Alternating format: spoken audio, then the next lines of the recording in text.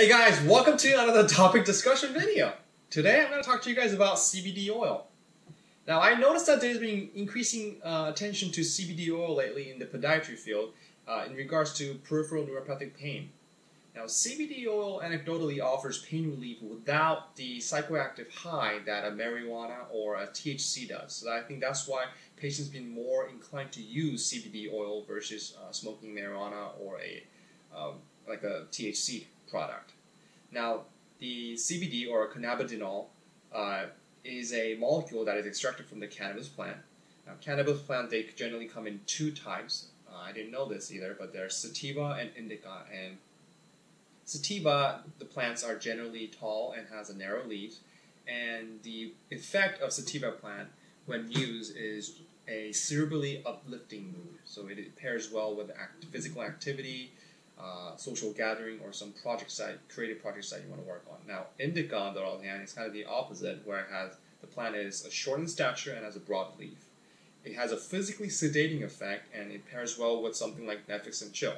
So I think a lot of the times when people think about marijuana, it's the indica type of effect that people think in their head, but actually there's two types I never knew. Now, both of these plants, if you do an extraction, you could get CBD. Now, you could also get THC from the plant. Now, THC is the predominant molecule that exists in the marijuana plant, but CBD is also close up there. It's about 45% of the content of the plant, I believe. Now, CBD, cannabidiol, it acts on the endocannabinoid receptor. So we have these receptors throughout our body, and in 1988, Howlett et al. Discovered a CB1 receptor, and CB1 receptors are pervasive throughout our body and our central nervous system, mainly in the hippocampus and the basal ganglia. Now, when activated, it acts on our appetite, it acts on our motor function, and also neurocognition. Now, there's a second receptor called CB2 receptors, which is prevalent in the immune system cells, T and B cells, and especially cells with cellular pathology, and has shown to be active has to carry an anti-inflammatory property and analgesic property. Now, it is the CB2 receptor that the CBD oil that we think is acting on to carry out the anti-inflammatory active properties. Now, both of these CB1 and CB2 receptors are a G protein coupled receptors that work on the glutaminergic and GABAergic synapses in our body, and ultimately inhibits the glutamate releases on the NMDA receptors and therefore negating the pain. So both of these receptors, kind of one way or the other, negate pain. Now, there hasn't been much study done with the uses of CBD and podiatry-related content, but I think one good article that I found with the CBD usage is Serpell et al. 2014 did a multi-center trial study where they started with 300 patients, but they ended up with about 80 placebo and 80 THC CBD oral mucus spray use. So these patients basically used the spray for 15 weeks. Now it was double-blinded, so both patient population got sprays, but it was laced with peppermint, so you weren't able to determine whether or not it was THC CBD or just a placebo one. So they used it for 15 weeks, and they found that there was a difference in the sleep quality and the peripheral neuropathic pain after the 15-week usage in the sample, which used the THC and CBD sprays. Now they use about up to 24 sprays, and each spray is about 100 microliter, containing 2.7 to 2.5 milligrams of THC and CBD content on it. So that comes out to be about a maximum of 60 milligram per day usage. One thing to note is, though, even though, as you can see in the chart, that there is a improvement in the THC CBD group with the sleep quality and the pain, there wasn't a significant difference between the placebo effect. So that's kind of a downside of it. They just showed difference, but not a significant difference.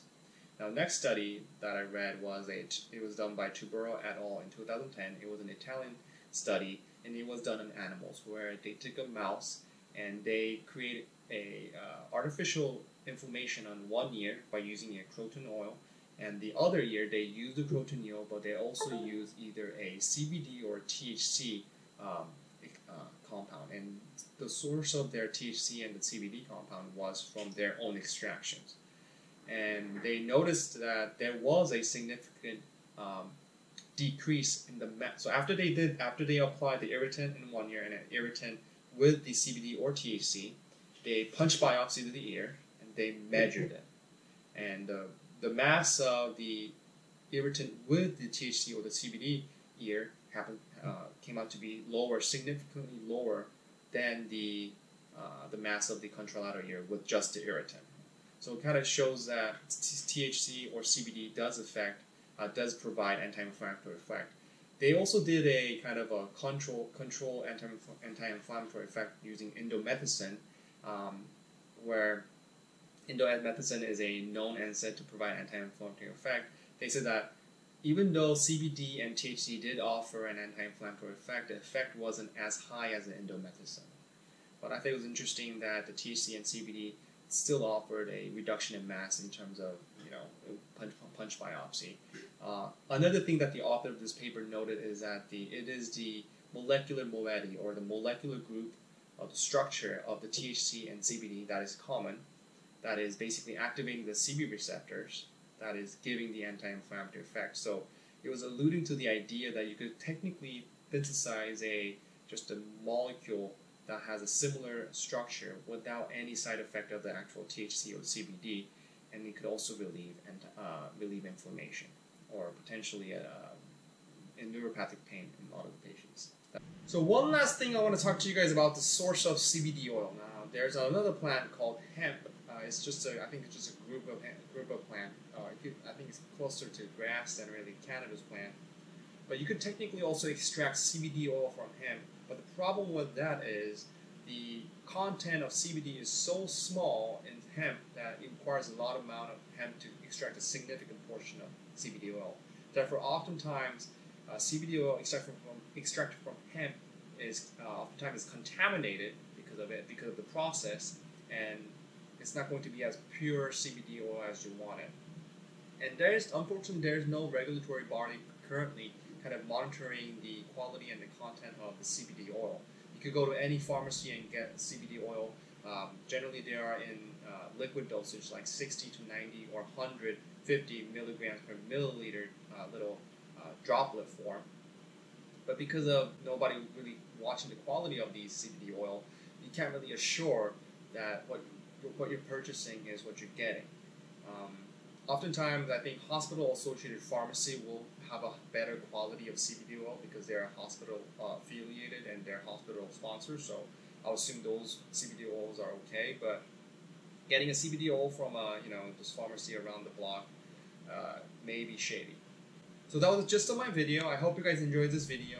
Please leave a comment below what you think about CBD oil and its usage in medicine.